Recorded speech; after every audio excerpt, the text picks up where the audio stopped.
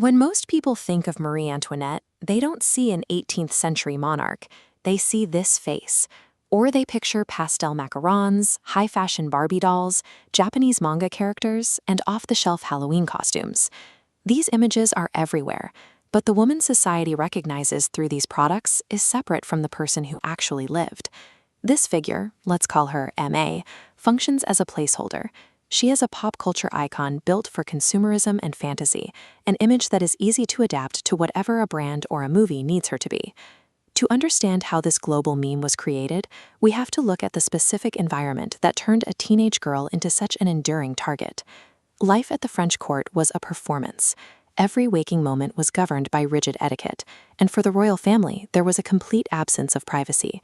While modern films portray her as a carefree teen rebel, the reality was different. At 14, she was a geopolitical bargaining chip, sent from Austria to secure a military alliance in a country where she was viewed as a suspicious outsider. For 7 years, she lived under intense scrutiny. The entire court focused on her failure to produce a male heir, a biological requirement that threatened the very alliance she was sent to represent. As public opinion soured, she tried to use art to rebuild her reputation. She worked with Elisabeth Vigée-Lebrun to produce portraits that emphasized a softer, maternal identity, attempting to counter the growing hostility in the streets of Paris. This chart shows the actual state of the French economy. The massive debt from funding the American Revolutionary War was the primary cause of the collapse, yet the public focused their anger on a tiny fraction of that spending, the Queen's royal household. She never actually made the famous remark about eating cake, and she was not involved in the diamond necklace scam that ruined her name. But political pamphlets used these stories to frame her as the primary cause of the nation's hunger. She was a foreign scapegoat for a nation in crisis, a target whose public image was dismantled by political enemies long before she became an icon. The political rumors eventually turned into physical danger. As the French Revolution broke out, the threat moved from the printing presses to the palace itself.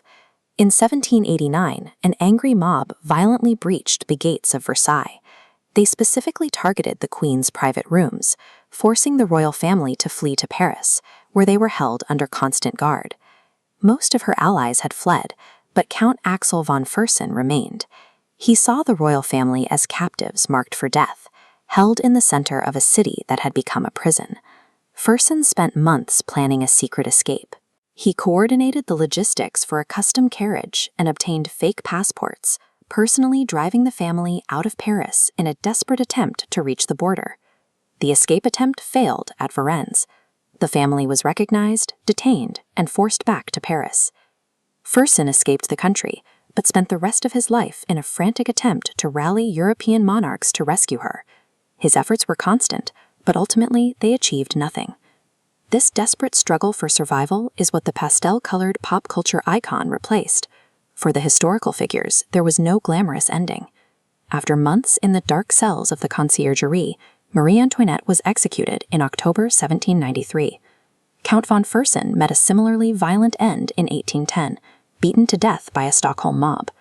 How did a story of complete devastation transformed into a global symbol of cake and pastels?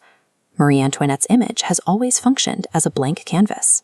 She is a figure onto which society projects its own fantasies and frustrations. Her 18th century enemies used her to justify a revolution. Today, consumerism uses her as shorthand for luxury and rebellion. The woman who lived through the revolution was erased.